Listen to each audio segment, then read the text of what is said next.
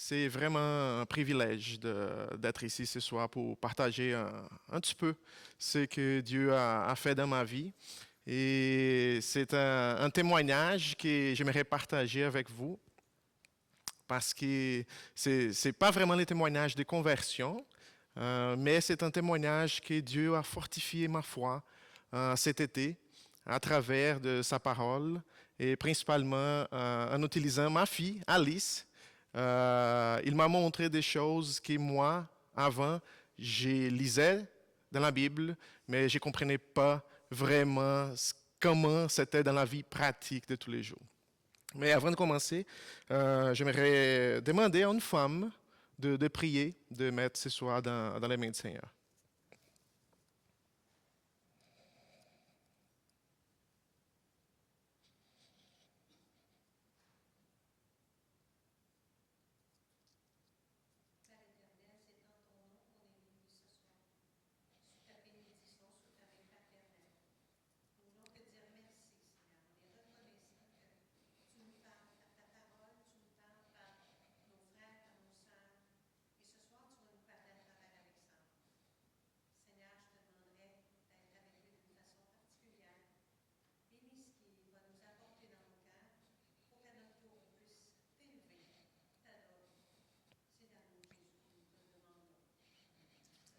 Amen.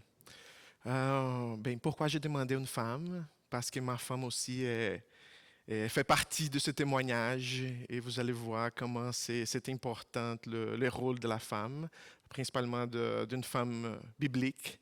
Mais je ne vais pas avancer beaucoup, je vais vous montrer un petit peu. Donc, le titre de ce message, examinez-vous vous-même. Et c'est une chose que il faut nous examiner à tous les jours. Le processus de conversion, c'est quand Dieu nous sauve, mais on pourrait dire que c'est quelque chose qui c'est continu. Le salut, il est fait, c'est accompli. Mais la foi, il faut qu'on s'examine à tous les jours et il faut demander au Seigneur vraiment qu'il nous bénisse, qu'il peut ouvrir nos yeux, nos cœurs pour comprendre sa parole. C'est quoi qu'il veut dans notre vie. Donc, je vais montrer un petit peu le déroulement de la soirée. Et le but de ce soir, ce n'est pas vraiment de faire une exégèse, je vais m'approfondir dans des textes bibliques, mais je vais vous montrer des textes, des versets, des passages bibliques, que j'avais ça dans ma mémoire, et c'est comme ça que Dieu m'a fait voir son action à travers de son Saint-Esprit, à travers Alice. Mais je vais expliquer c'est quoi, attendez un petit peu.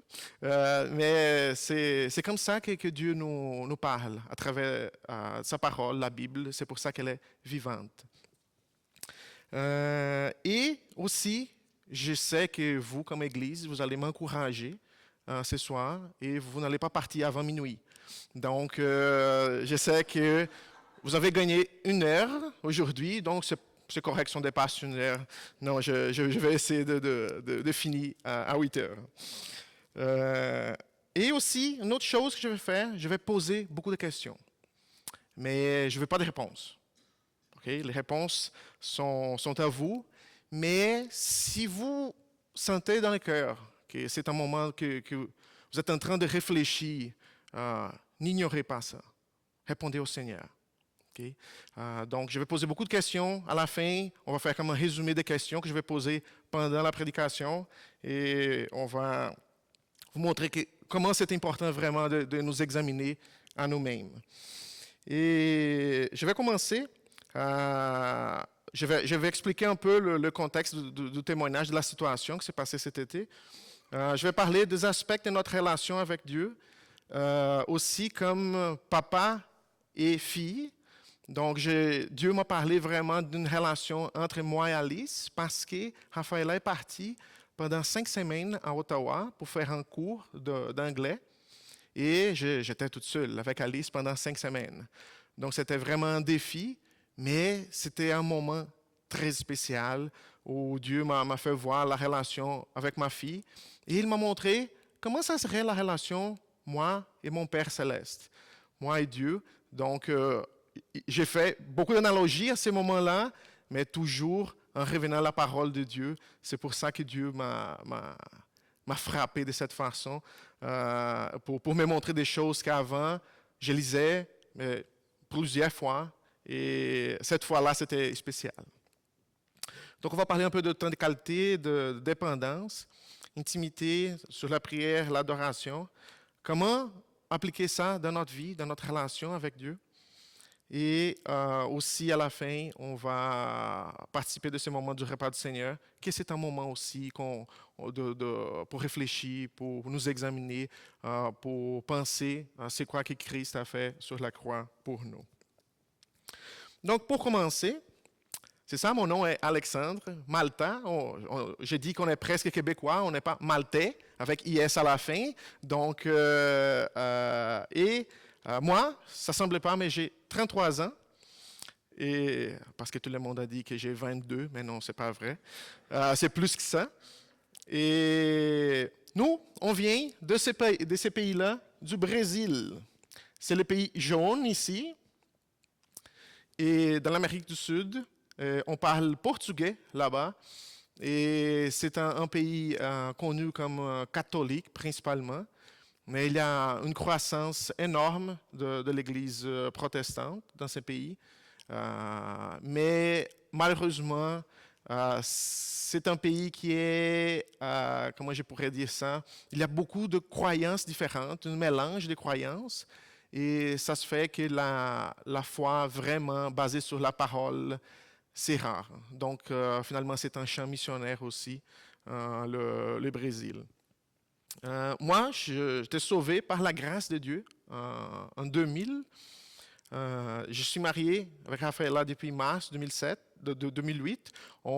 J'ai rencontré Rafaela en avril 2007. Le Seigneur l'a sauvé en décembre 2007.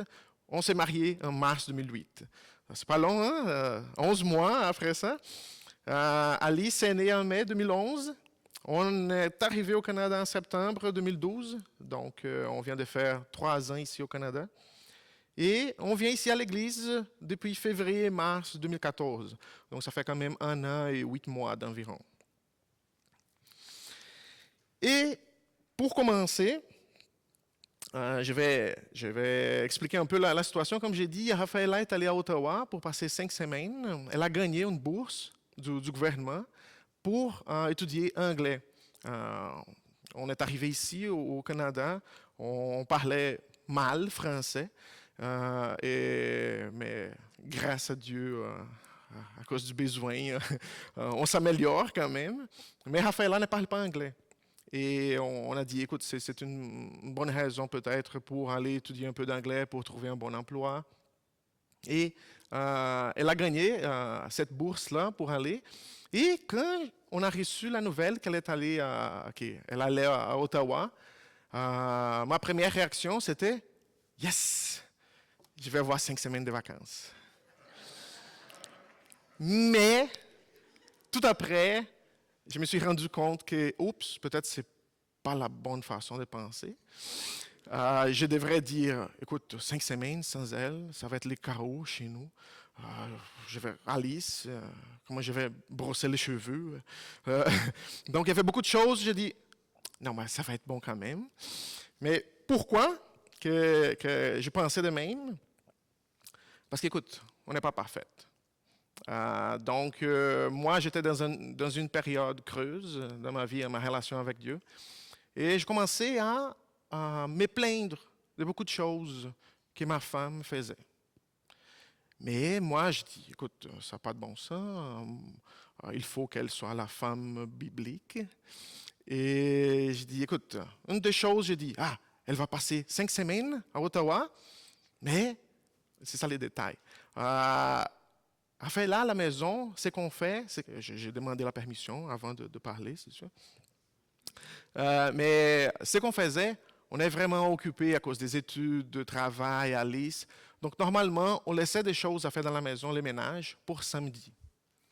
Par contre, à chaque jour qu'on arrive à la maison, c'est un désordre. Et je passais du temps à ramasser des choses, organiser un peu de choses à chaque jour pour ne pas perdre les samedis au complet, juste pour faire les ménages. Et ça commençait à me stresser. Parce que tous les jours, je perdais beaucoup de temps juste pour faire ça. Et je continuais à faire ça, je continuais à faire ça. Et j'ai dit, écoute, au moins, elle va passer 5 semaines là-bas. La maison va être propre. Et j'ai dit, OK. Oh, mais c'est ça. J'avais toujours à cœur quelque chose que, non, c'est pas correct de penser de même. Donc, comme je me concentrais beaucoup à me plaindre pour ces défauts, j'ai dû aussi voir quelle était la bonne chose de passer 5 semaines. C'est que j'allais passer du temps avec Alice, 24 heures, si je pourrais dire de même. Et ça serait un moment vraiment d'une bonne relation avec ma fille. Ça serait le temps aussi de prier plus, de chercher le Seigneur. Donc, la première semaine, j'ai pu organiser un peu la maison. Et j'ai vu qu'après ça, ça m'a pris 3 jours après, il n'y avait pas de désordre. Donc j'ai dit, j'ai le temps. Donc comme j'ai le temps, je vais lire la parole, je vais écouter des prédications, donc je vais prier. Et j'avais le temps aussi de passer, d'enseigner à Alice plus sur la Bible parce que jusqu'à cette date-là, je ne me rappelais même pas quand c'était la dernière fois que j'ai arrêté, j'étais assis avec Alice pour lire la Bible avec elle. Donc, j'ai dit, écoute, c'est le moment vraiment. On a passé du temps, c'était vraiment incroyable. Et Dieu a commencé à répondre mes prières à ce moment-là. Et vous allez me poser la question, mais quelle prière, Alexandre? Quand j'ai dit que ce n'était pas correct de penser que, yes, ma femme est partie, j'ai demandé au Seigneur de me montrer comment je pourrais éduquer ma femme de façon qu'elle pourrait être une femme biblique, selon Proverbes, selon Éphésiens 5, 22, quand on parle de soumission. Ça, c'est un point touché. Mais je vais parler plus de ça après.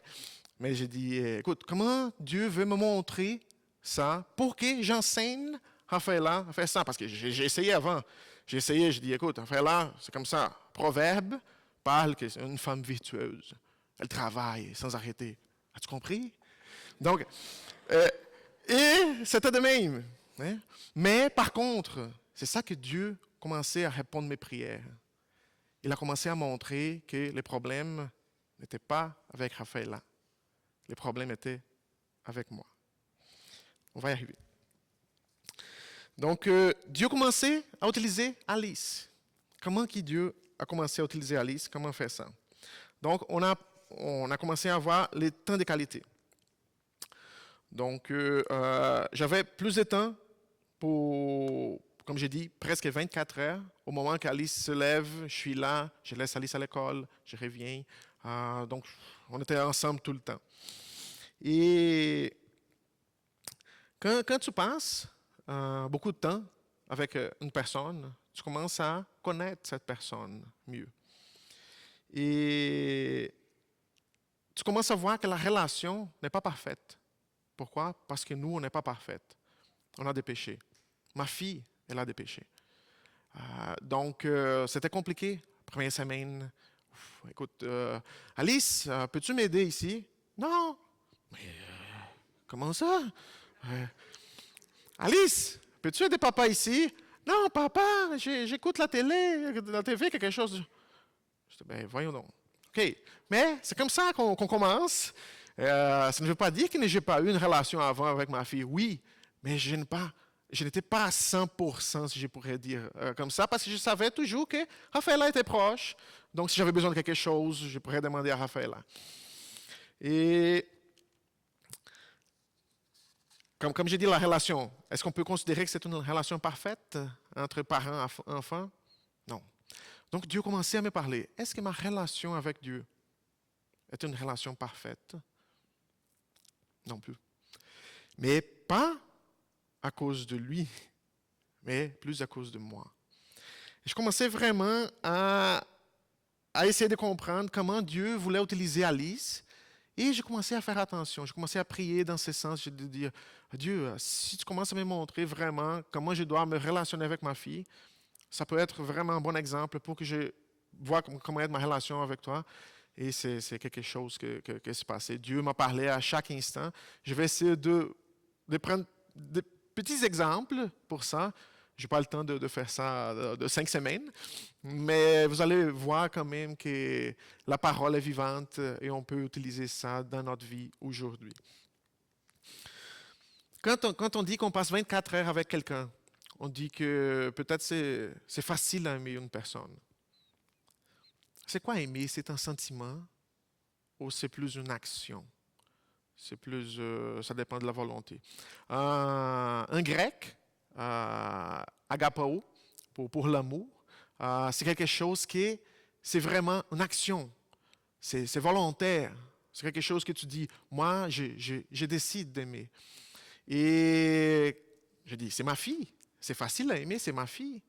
Mais si je pose la question, je vais prendre quelqu'un comme exemple. Patrick, j'ai quand même demandé à Patrick si je pourrais l'utiliser comme exemple.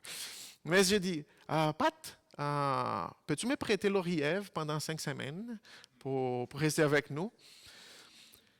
Je ne sais pas si j'allais avoir la même patience avec Laurie-Ève qu'avec Alice, parce que c'est ma fille. Et on dit, c'est parce que ma fille, c'est facile à aimer. Mais Dieu nous demande quand même d'aimer tout le monde. Et c'est quelque chose que moi, j'ai commencé à réfléchir. J'ai dit, OK, peut-être c'est pas facile à aimer. Mais c'est plus facile à aimer quand on connaît la personne. Je commence à demander à Dieu, Dieu, je sais que tu m'aimes. Mais j'ai dit des fois que je t'aime. Est-ce que je te connais suffisamment pour savoir que c'est une relation, un amour, que c'est biblique? Quand je dis que j'aime le Seigneur, est-ce que je connais le Seigneur? Normalement, si je pose la question, est-ce que vous pouvez comme définir Dieu? C'est qui Dieu? Il y en a de la misère à penser, à trouver des mots. Mais si je demande peut-être, c'est qui votre chum? Peut-être vous allez dire plusieurs qualités, plusieurs défauts. Mais quand on pense à Dieu, est-ce que vous connaissez Dieu? Est-ce que vous connaissez quels sont les attributs de Dieu? Pourquoi Dieu fait ces choses? Donc c'est vraiment, comment on peut aimer quelqu'un qu'on ne connaît pas vraiment? Donc Dieu a parlé vraiment pour ça et il m'a fait rappeler de ces versets. Tu aimeras le Seigneur, ton Dieu, de tout ton cœur, de toute ton âme et de toute ta pensée. Et ce n'est pas seulement dans le Nouveau Testament. On voit ça parce que quand c'est rappelé dans le Nouveau Testament, c'est parce qu'en Deutéronome 6, il dit la même chose. Donc, il nous rappelle qu'il faut aimer le Seigneur. Et cet amour-là, c'est volontaire, c'est une action. Donc, tu n'attends pas d'avoir un sentiment pour ça. Donc, Dieu parle à moi et dit, écoute, si tu m'aimes, il faut m'aimer de tout ton cœur, toute ta pensée. Et après ça, Dieu me montre que quand on connaît quelqu'un, on va voir l'intimité. Et il m'a rappelé aussi de ce verset, Éternel, tu me sondes, tu me connais. Tu sais quand je m'assieds et quand je me lève. Tu pénètres de loin ma pensée. Tu sais quand je marche et quand je me couche, et tu pénètres toutes mes voies. Car la parole n'est pas sur ma langue, que déjà, ô Éternel, tu la connais entièrement. Ça, c'est l'intimité. Hein?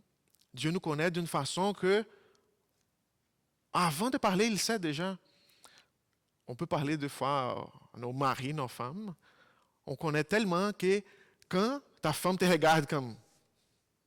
Tu le sais déjà, c'est quoi qu'elle va dire. Donc, on n'a pas d'intimité avec des personnes qu'on ne connaît pas. Si Michel me regarde, fait comme... Je dis, mais OK, mais c'est quoi qu'il veut dire? Parce que je n'ai pas d'intimité avec Michel. Et non. Pour avoir l'intimité, il faut connaître cette personne. Il faut passer du temps avec. Et c'est ça que j'ai vu avec ma fille. Donc, après 5 semaines avec ma fille, 4e semaine, Alice faisait une chose que je n'ai pas aimée. J'ai fait, oui, je le sais, papa. Elle a compris, je n'ai même pas besoin de parler. Et Dieu, Alexandre, tu te rappelles-tu? Avant que tu parles, je connais c'est quoi que tu vas parler. Donc, Peut-être vous avez un exemple dans votre vie, comme j'ai dit, peut-être votre mari, votre femme. Mais il faut faire attention pour une fausse intimité. C'est quoi ça? C'est quand tu connais la personne tellement, mais la personne ne te connaît pas. Je vais vous donner un exemple. Si on prend quelqu'un que vous aimez, un chanteur, Elvis Presley, par exemple, vous connaissez tout de sa carrière. Vous savez quand il s'est marié, toutes les choses, même c'est quoi qu'il a dit, qu'il n'a pas dit. Mais admettons que, non, je vais prendre quelqu'un vivant. Enfin, c'est plus facile.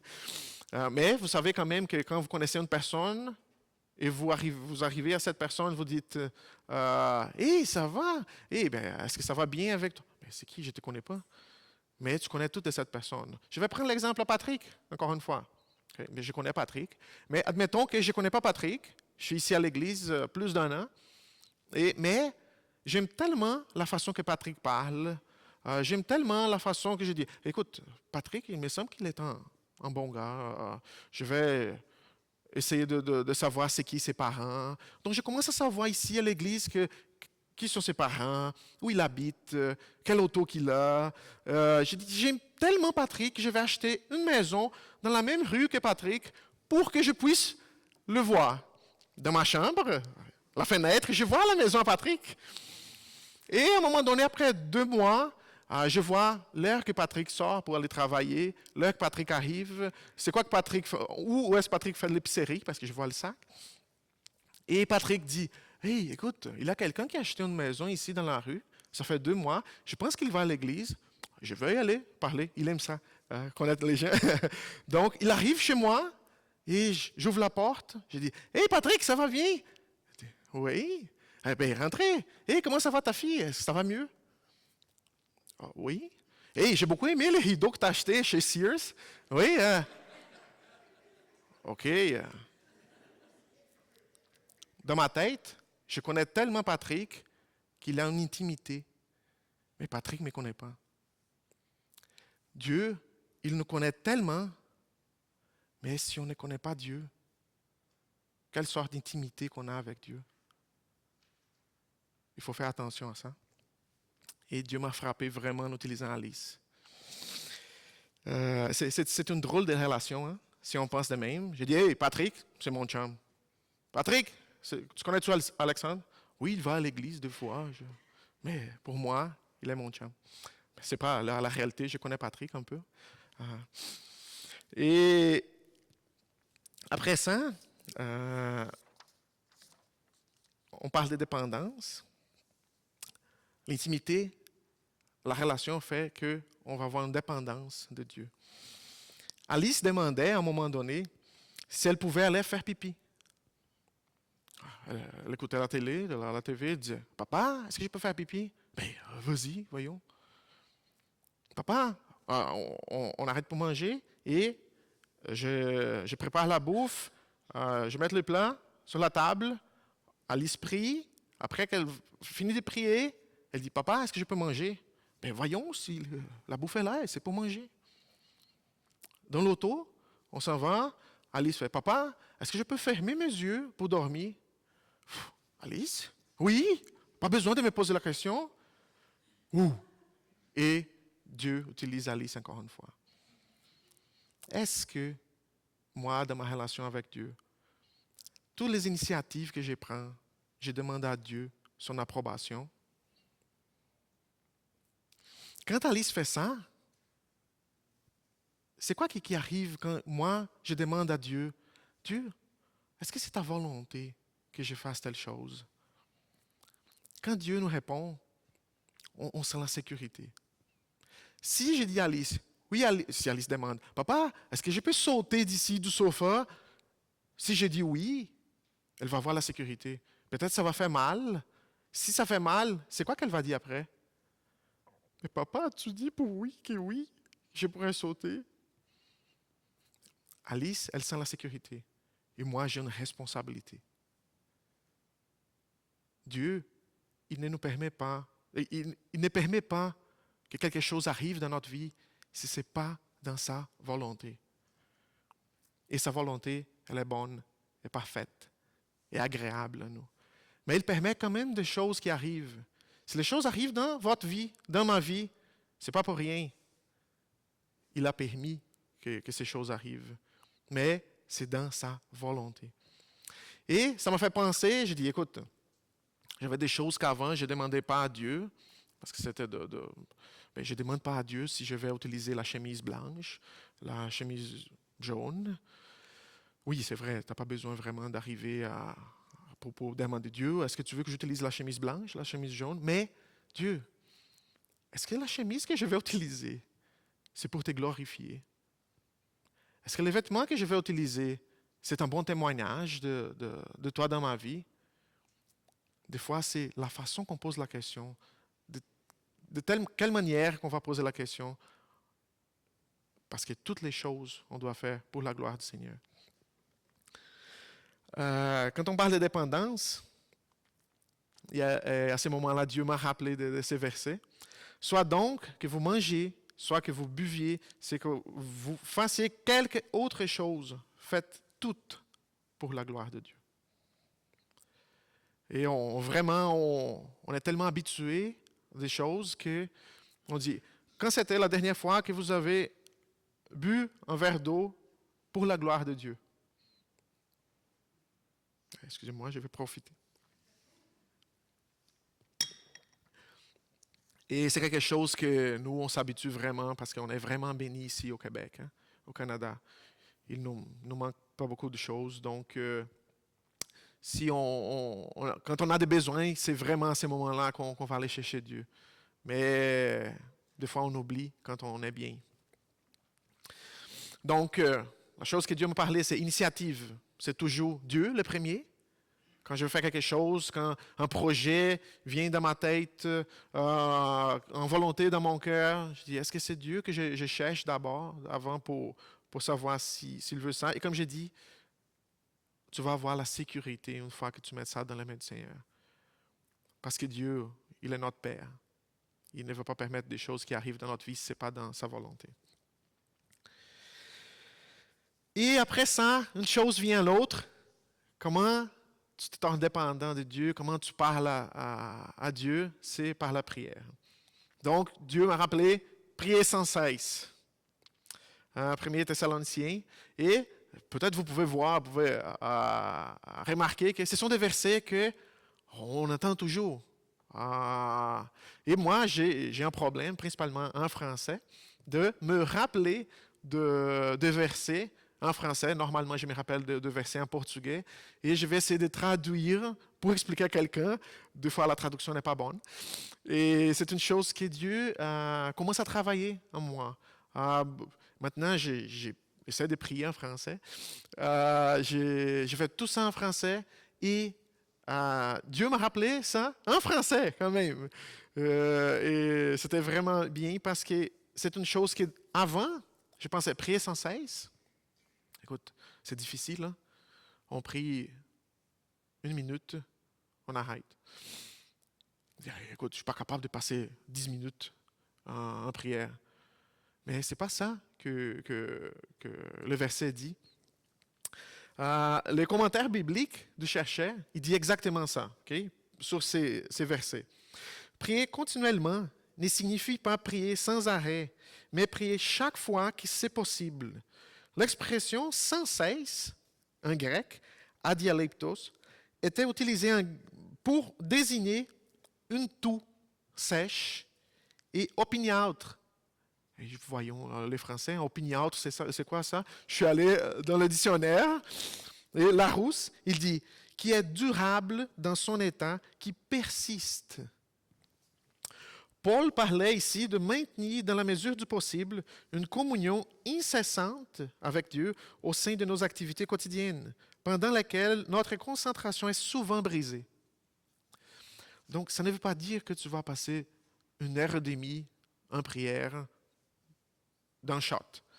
Mais c'est que, Dieu, quelqu'un m'avait dit, « Hey Alexandre, peux-tu prier pour moi? » Oui, si tu as le temps, fais une prière. Petite prière. Je vais aller chercher Alice à l'école. Merci Seigneur parce qu'Alice, on est capable de payer une école à Alice, une garderie. Donc, d'être reconnaissante. C'est quand on aime quelqu'un, on veut passer du temps ensemble. Je me rappelle quand j'ai connu Raphaëla, on se fréquentait, et je disais, écoute, j'ai vu quelque chose qui était bonne, intéressante. J'ai pris mon cellulaire, et écoute, j'ai quelque chose à te dire. Et j'ai parlé à Raphaëla. Quelque chose que je vois dans le magasin, je dis, hey, c'est Raphaëla. J'appelle Raphaëla. À chaque fois, on veut parler à la personne qu'on aime. Est-ce qu'on fait la même chose avec Dieu? Est-ce qu'on prie au Seigneur à tout l'instant qu'on dit, hey, ça, c'est vraiment quelque chose qui ça vient de Dieu. Ça, c'est vraiment un cadeau dans ma vie. Hey, ça ne va pas bien. Je dois parler à Dieu. En toutes choses. Donc, il dit en Colossiens 4.2, persévérez dans la prière, veillez-y avec action de grâce. On continue dans un autre domaine, c'est pour l'adoration. Je vais juste donner un exemple pour la prière. Je sais que mon temps s'en vient. Pour la prière, Alice, c'est quoi, comment que Dieu a parlé à moi à travers Alice? J'étais à la maison samedi. C'est le temps de se reposer. Toute la semaine, j'étais toute seule. Alice arrive le matin, papa, on peut aller au parc?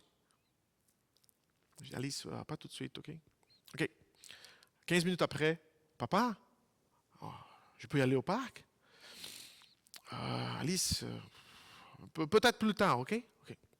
15 minutes après, papa, est-ce que je peux aller au parc? OK, on y va.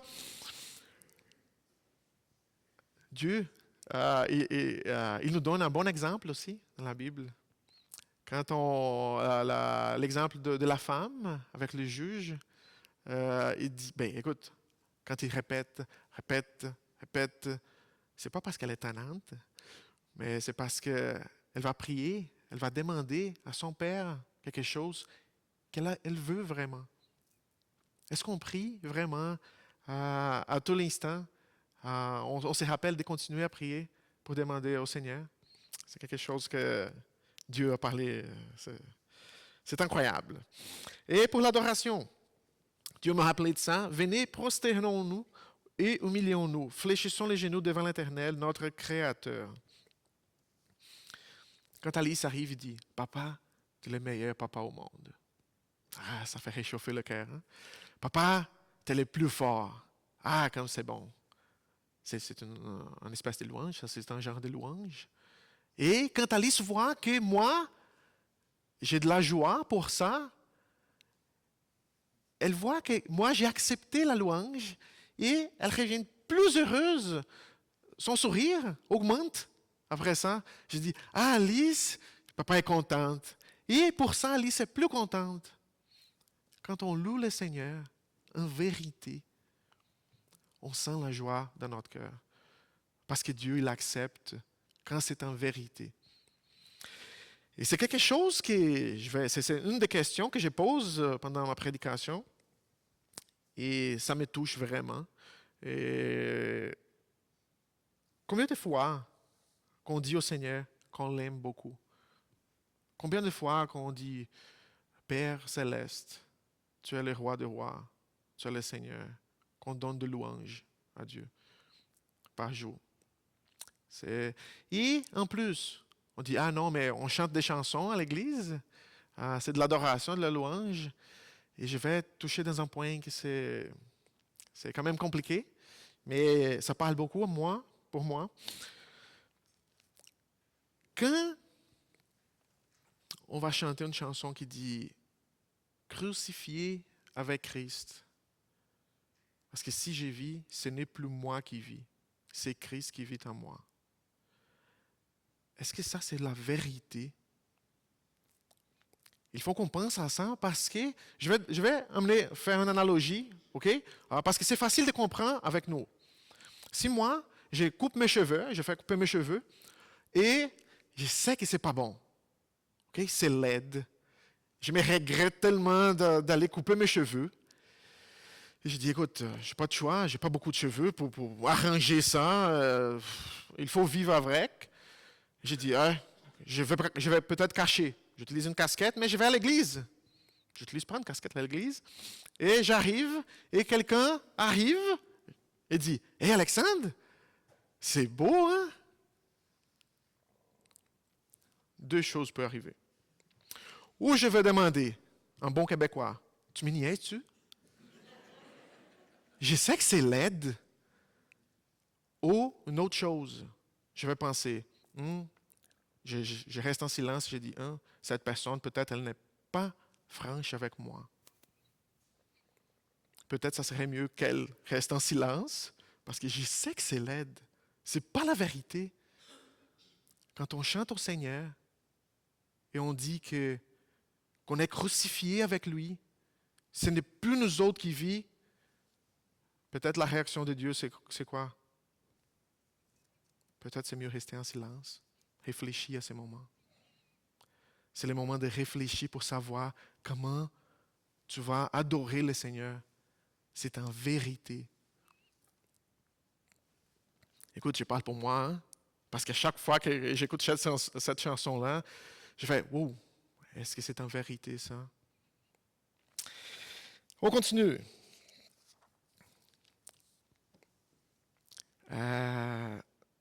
J'ai pensé aussi pour le fait de dire, quelqu'un arrive pour dire, ah, Alexandre, c'est beau. Oui, mais Alexandre, la personne voulait être juste gentille. Ah, parce qu'elle voulait être gentille. Oui, mais être gentil avec un mensonge. Des fois, on se pose la question de dire, OK, essayez d'être gentil avec Dieu. On ne peut pas cacher nos péchés de Dieu. C'est quoi que c'est dans notre cœur. Et on avance. Ce sont des questions que j'ai posées un peu. Êtes-vous capable d'aimer Dieu de tout votre cœur? Est-ce que vous connaissez Dieu comme un ami intime? Êtes-vous dépendant de Dieu pour toutes choses? Est-ce que vous priez sans cesser? Est-ce que vous louez le Seigneur en vérité?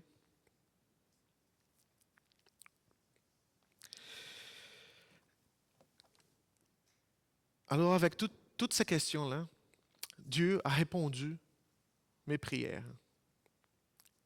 Quand au début que j'ai demandé à Dieu de me montrer comment éduquer ma femme pour être une femme biblique, il m'a montré que moi, si moi je ne suis pas capable de l'obéir, de lui plaire, comment je suis capable de contrôler le cœur de ma femme? Je ne suis pas capable. De la même façon que moi, je ne suis pas capable, je n'ai pas le contrôle ni la puissance de changer ça, mais j'avais la responsabilité d'aimer ma femme comme Jésus a aimé l'Église. Et c'est intéressant parce que Jésus, il était complètement soumis à la volonté de Dieu. Mais ça ne veut pas dire qu'il n'a pas subi des angoisses. À un moment donné, il a dit, éloigne-moi de cette coupe, mais que ce soit faite ta volonté. Donc, ça ne veut pas dire que vous allez avoir une relation parfaite avec votre femme, avec votre mari, même avec Dieu. Mais c'était soumis au Seigneur. Et c'est ça que c'est passé. Dieu m'a montré que c'est tellement facile, ou, si je pourrais dire, moins compliqué, d'une femme d'être soumise à son mari si son mari est soumis au Seigneur. Parce que je parle aux hommes maintenant. C'est vraiment bon d'entendre que, ah oui, ma femme, elle est soumise à mon leadership dans la maison. Mais si vous essayez de faire quelque chose par vous-même, ce n'est pas la volonté de Dieu. Ce n'est pas facile pour ta femme de comprendre ça. Parce qu'elle est basse, en haut, si on pourrait dire comme ça. Il est bon, il est juste. Quand ma femme me voit comme leader de la maison, elle ne devrait pas voir Alexandre. Elle devrait voir Jésus. Si moi, je suis soumis au Seigneur, si moi, je suis vraiment, complètement soumis au Seigneur. Mais, ce n'est pas facile. Mais, ce n'est pas facile de répondre à ces questions et de dire, oui, j'aime Dieu de tout mon cœur. Non. Je connais Dieu comme un ami intime. Pas vraiment. Donc, ça montre vraiment qu'il y a une chose qui nous empêche de ça, c'est le péché. Mais, il y a une solution aussi que le Saint-Esprit m'a révélée à travers sa parole. Et c'est l'Évangile. C'est la bonne nouvelle. Donc, moi, je ne suis pas capable par moi-même, mais Dieu a fait quelque chose pour nous justifier de ça, pour enlever ces péchés que nous, on n'est pas capable d'aimer Dieu de tout notre cœur. Juste le fait qu'on n'est pas capable d'aimer Dieu de tout notre cœur, c'est un péché déjà. Donc, on n'a pas besoin de tuer quelqu'un, de mentir. Première chose, aimer Dieu de tout votre cœur. On n'est pas capable, on est des pécheurs. On n'a même pas besoin de passer d'autres commandements, mais c'est la réalité. Et peut-être, vous commencez à réaliser ça, comme moi, j'ai réalisé pendant que j'étais avec ma fille. Et comme j'ai dit au début, n'ignorez pas ça. Ignorez pas le fait que si vous réfléchissez maintenant, si vous posez des questions, peut-être c'est le moment de demander pardon à Dieu.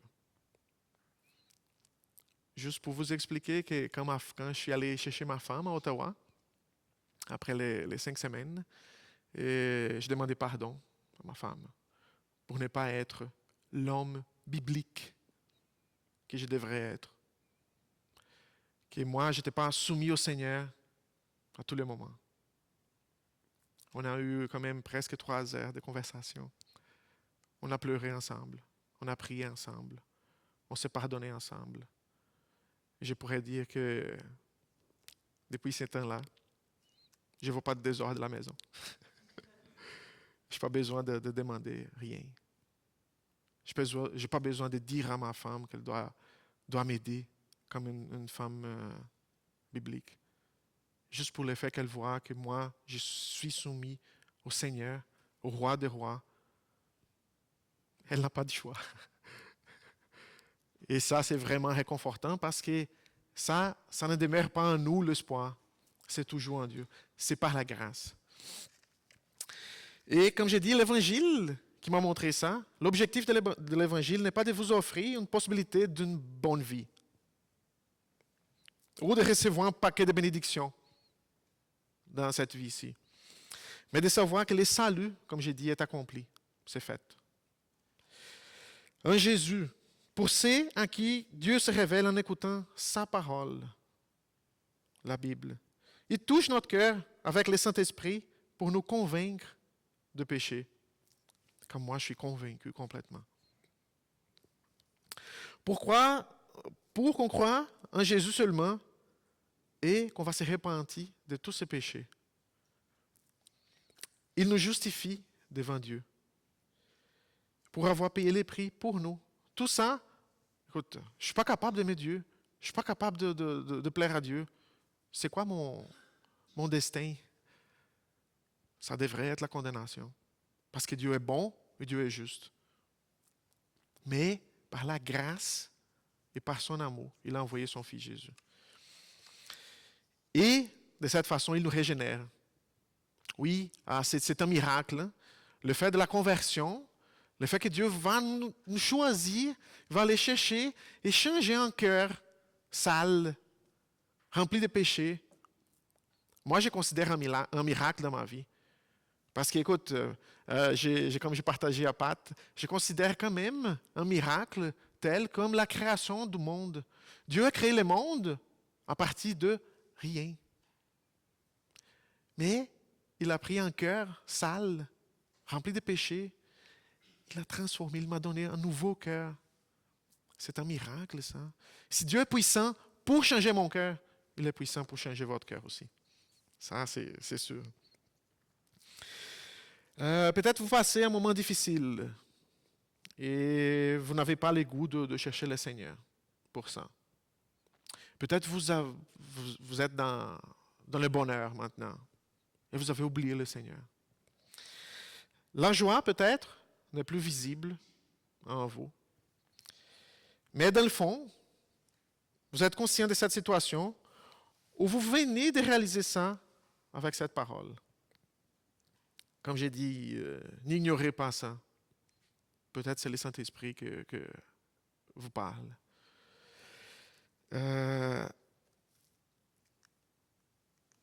L'application dans notre vie. Donc, c'est le verset que j'ai dit dès le début. Toutes les questions que j'ai posées, c'est pour nous examiner nous-mêmes. Examinez-vous vous-même pour savoir si vous êtes dans la foi. Éprouvez-vous vous-même. Ne reconnaissez pas que Jésus-Christ est en vous, à moins peut-être que vous soyez réprouvé. Ça peut arriver qu'on passe des années dans l'Église et on n'a jamais été convaincu de l'Évangile, de nos péchés. Et comme j'ai dit, quand ça fait réfléchir, c'est un bon signe. C'est bon signe. Parce que si vous me dites, ça n'a pas de sens, ça n'a pas d'allure, ça ne fait pas de sens. Oh, à ce moment-là, c'est préoccupant. Mais si vous sentez dans votre cœur, oh, ça fait réfléchir, est-ce que ma relation avec Dieu est selon sa volonté? N'ignorez pas ça. J'aimerais inviter les personnes désignées pour le repas du Seigneur. Le repas du Seigneur est fait pour que nous, les croyants, on va voir dans notre mémoire le Seigneur Jésus. C'est quoi qu'il a fait sur la croix. Et c'est le moment de vous examiner à vous-même. Peut-être c'est le moment de se repentir de tous les péchés, de la relation que vous avez avec Dieu présentement, de se réjouir dans le Seigneur.